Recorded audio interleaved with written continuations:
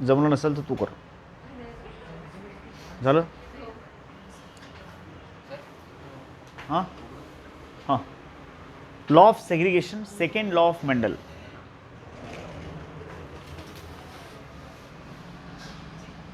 Law of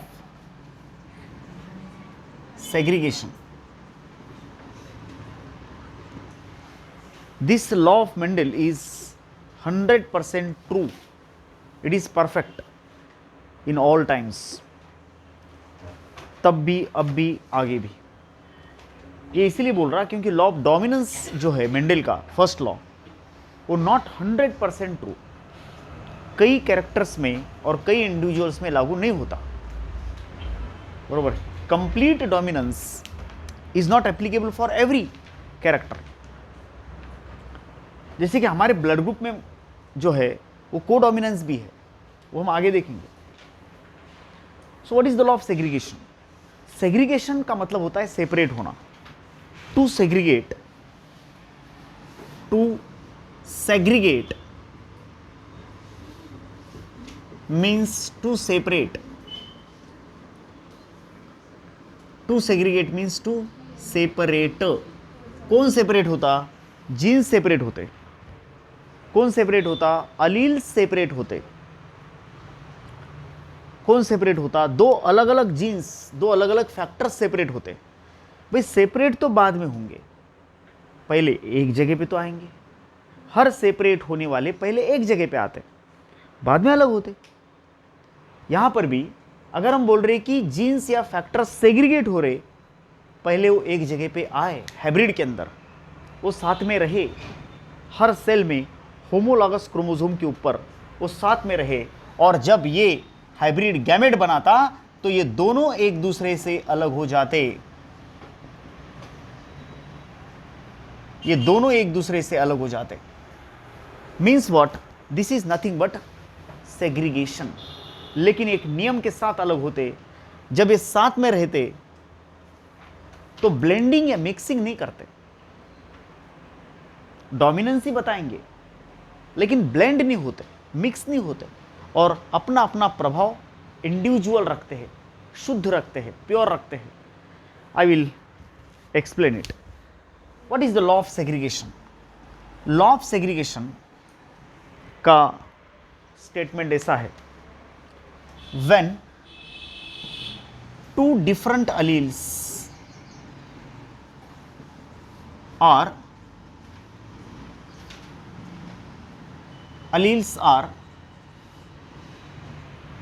brought together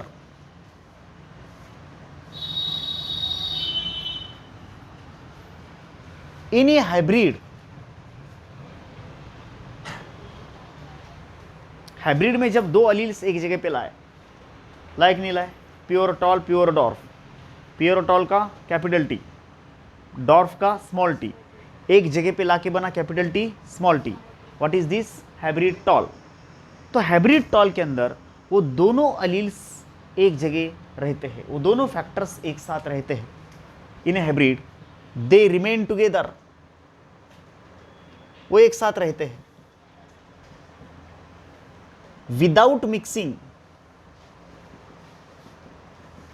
माने without blending, no blending, without mixing, and separate from each other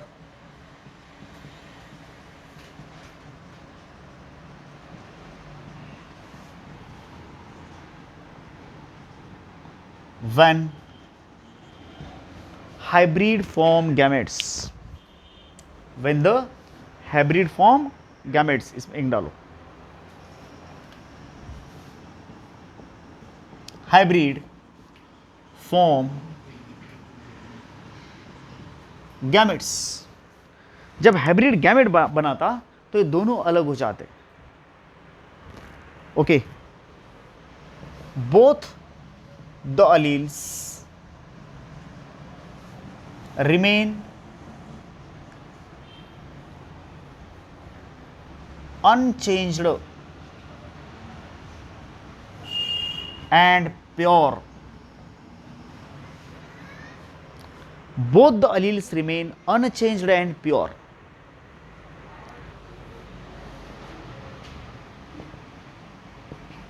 they show no effect of previous combination.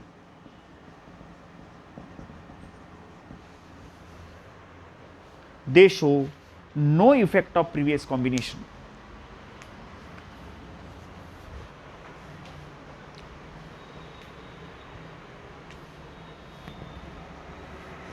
Okay.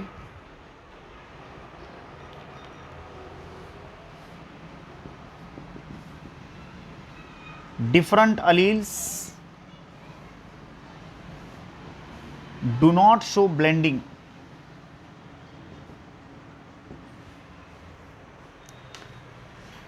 Let me explain.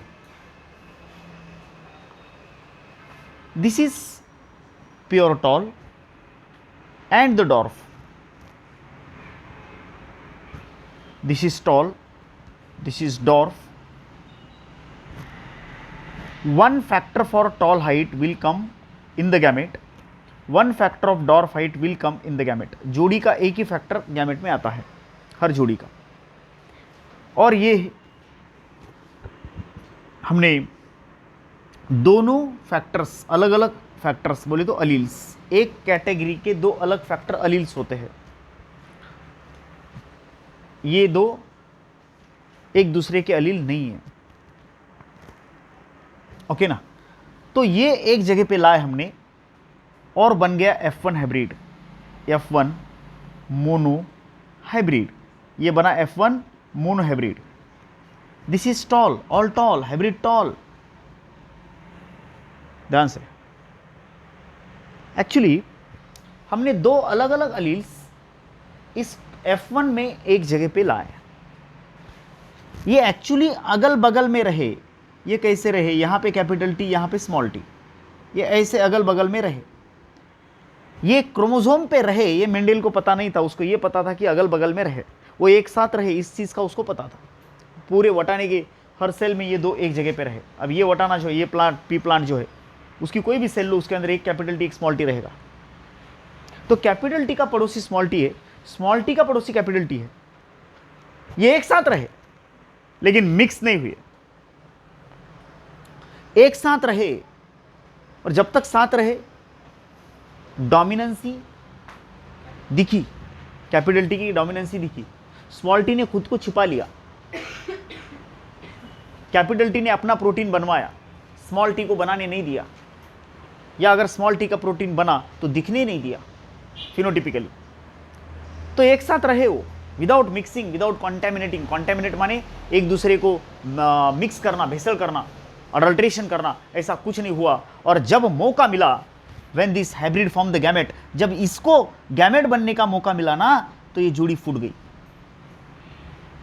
ये factor segregate हुए और एक factor एक gamete में गया और दूसरा फैक्टर दूसरे गैमेट में गया. This is nothing but called as segregation. लेकिन जब ये सेग्रीगेट हुए तो अपना अपना जो लक्षण है वो प्योर लेके ही अलग हुए. ये कैपिटल टी देखो, कैपिटल टी की वैल्यू सपोज 6 फीट है, स्मॉल टी की वैल्यू सपोज 3 फीट है सपोज. तो कैपिटल टी का पड़ोसी स्मॉल टी है, इसलिए कैपिटल टी की वैल्यू घट करके 5 फीट और स्मॉल टी की वैल्यू, उसका एक पड़ोसी कैपिटल टी टॉल हाइट वाला था, इसलिए स्मॉल टी की वैल्यू बढ़ करके 4 फीट नहीं हुई. कैपिटल टी की वैल्यू इस पीढ़ी में भी अलग होके जब अगली पीढ़ी बनाने जा रहा हो, गैमेट बनाया, तो उसकी वैल्यू 6 फीट की ही है.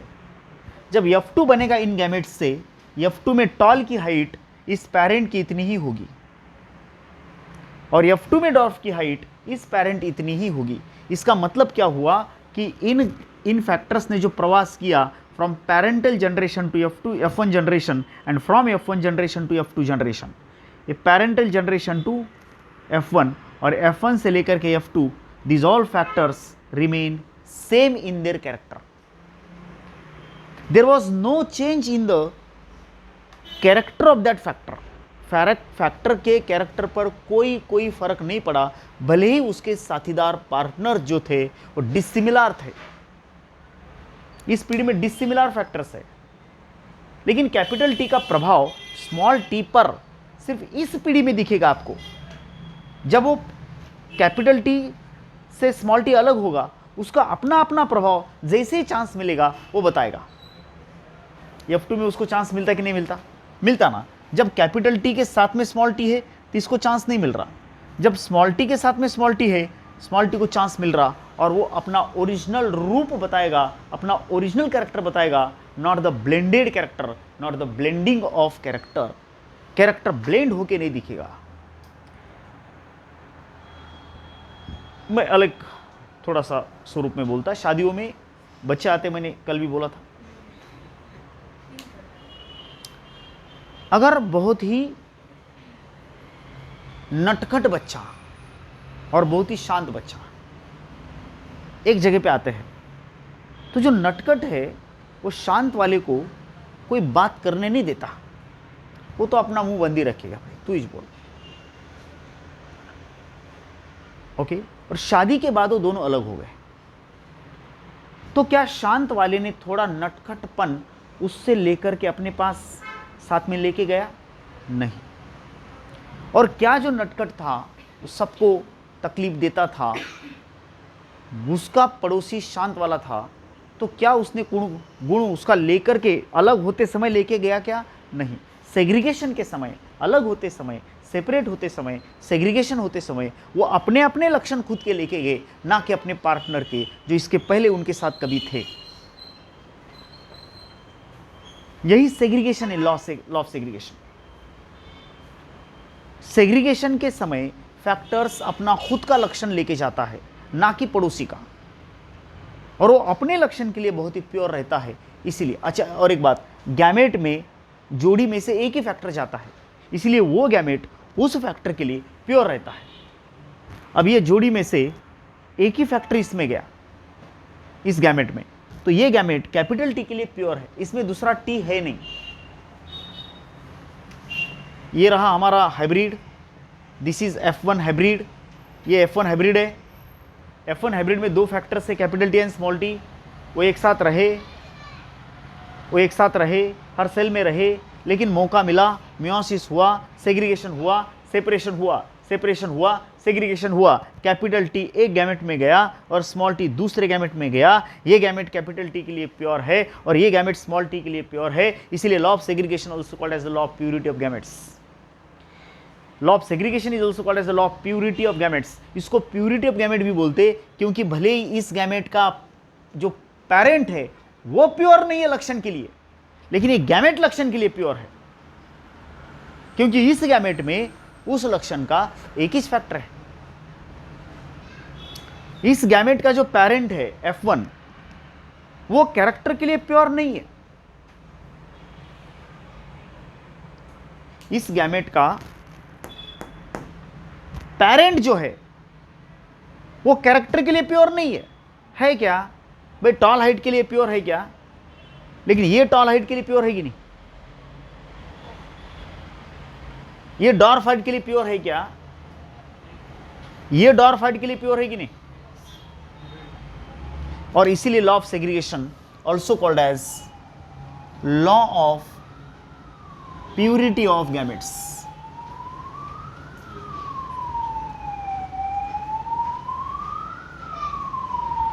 Law of purity of gametes. इसको law of purity of gamete क्यों बोलते हैं? क्योंकि ये लक्षण के लिए प्योर और प्योर होता है। बोलो दादा, गैमेट में दो में से कितने फैक्टर जाते? एक ही फैक्टर जाता। जो फैक्टर गैमेट में गया उस फैक्टर के लिए वो गैमेट प्योर है। अच्छा, एक फैक्टर एक गैमेट में गया बोल तो दूसरा फैक्टर दूसरे में गया, दोनों फैक्टर एक गैमेट में नहीं जा सकते, क्योंकि मियोसिस के समय NR1 में होमोलॉगस क्रोमोसोम की जोड़ियां फूटती है। होमोलॉगस जो क्रोमोसोम्स है, बरोबर है कि नहीं? वो क्रोमोसोम की जोड़ियां फूटती है, होमोलॉगस क्रोमोसोम की जोड़ियां अलग होती है, पूरी जोड़ी एक साइड को नहीं जाता ना। यही सेग्रीगेशन है। अगर आपको क्वेश्चन पूछा कि सेग्रीगेशन असल में कब होता, तो एना-1 में होता, रियल सेग्रीगेशन एना-1 में। और ये अगर नहीं फूटी तो प्रॉब्लम आता, इसको बोलते हैं non disjunction. There should be the disjunction. वो mini satellite, micro satellites disjunction में मदद करते। Mini satellite and micro satellite, ये पॉइंट आगे आएगा आपको। सेग्रीगेशन होना आवश्यक है, तभी क्रोमोसोम नंबर मेंटेन होगा। ठीक है, वो तो विषय अलग है, सेल डिवीजन का विषय है। लेकिन यहां यह बात आपको समझनी होगी, मियोसिस का नॉलेज नहीं था मेंडेल को, लेकिन करेक्ट कैरेक्टर्स ऑफ मियोसिस उसने लागू करे। सेग्रीगेशन मियोसिस पे बेस्ड है। उसने ये बताया कि जब हम दो प्योर पेरेंट को क्रॉस करते, इसका मतलब दो अलग अलग फैक्टर्स को एक जगह पे लाते। जब हम दो प्योर पेरेंट्स को क्रॉस करते, इसका मतलब दो अलग अलग फैक्टर्स को एक जगह पे लाते, दो अलग अलग अलील्स को एक जगह पे लाते, वो एक जगह पे रहते, वो एक जगह पे रहते, वो दोनों एक जगह पे रहते बिना छेड़खानी करे, वो एक जगह पे रहते। ठीक है, थोड़ी देर के लिए नटखट ने अपना प्रभाव शांति बनाए वाले पे डाला, शांत बच्चे पे डाला, उस शादी तक। लेकिन बाद में क्या, जब वो अलग हुए तो प्रभाव दूसरे का साथ में लेके नहीं आया। अब ये बात अलग है, कभी कभी ऐसे बच्चों के साथ हमारे माँ बाप खेलने नहीं देते हैं। तू त्याच्यासोबत खेळायचं नाही, साऊंड ठेवालो, तांगडं तोडून हातात देईल, चलाव कसं, बोलण्याची भाषा असते। त्या पोरासंग तू दिसला का नाही, तंगडं तोडून हातात देईल, बरोबर। लेकिन मामला ये है, उसको क्या लग रहा, शायद मेरे बच्चे का ब्लेंडिंग होगा, मेरे लड़के का ब्लेंडिंग होगा। वो अवकाड़ी बच्चे के साथ रहेगा ना, तो शायद ना उसका अवकाड़ीपना थोड़ा सा ये साथ में लेके आएगा। मेरा बच्चा तो ओबीडियंट है, वो बच्चा अरोगेंट है। My son is obedient, his friend is arrogant. So if the son will remain together with the arrogant, then some of the arrogancy it will bring home. ऐसा सेग्रीगेशन में नहीं होता, सेग्रीगेशन में ऐसा नहीं होता, बात समझ लो। कुछ कुछ पेरेंट बड़े फिक्स होते हैं, मेरे बच्चे पे कोई फर्क नहीं पड़ेगा, ये किसी के गुण साथ में नहीं लाता, बल्कि एक दो अपने गुण उसके पास छोड़ के आता। इसको कोई नहीं बिगाड़ सकता, ये सबको बिगाड़ सकता है। मेरे बच्चे पे कोई असर नहीं होता, मैं मेरे बच्चे को किसी के साथ भी खेलने को छोड़ देता, काहे को, ये अपने साथ कोई गुण नहीं लाएगा, अपने दो तीन अवगुण उसके साथ में चिपका के आएगा। आप समझ गई, ये होता है सेग्रीगेशन। सेग्रीगेशन में कौन अलग होते, एक क्लियर बोलो रे, अलग कौन हो रहे, फैक्टर्स, बोले तो अलील्स, बोले तो जीन्स अलग होते। कब, when the hybrid form gamete. दो अलग अलग फैक्टर है तो अलग होने में मजा है ना, दो एक जैसे छे तो अलग हो रहे, बोल तो क्या फायदा है, सेम सेम है। जब फैक्टर्स अलग हो रहे, सेग्रीगेट हो रहे, तो वो हाइब्रिड गैमेट बना रहा है, ये गैमेटोजेनेसिस है। तो एक गैमेट में कितने फैक्टर गए उस लक्षण के, बट एक गए, एक